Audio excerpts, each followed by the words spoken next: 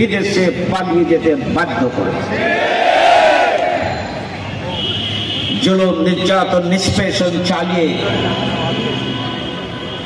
মজলুম জনতার উপরে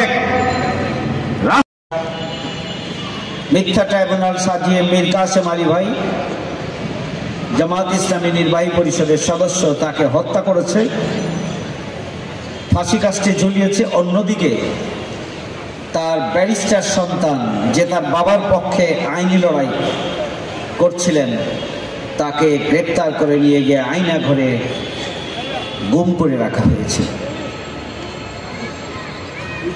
এখনো জাকির হুসাইন, মোকাদ্দাস এবং অলিউল্লাহ এখনো গুম রয়েছে, তার পরিবারের কাছে ফিরে যায়নি।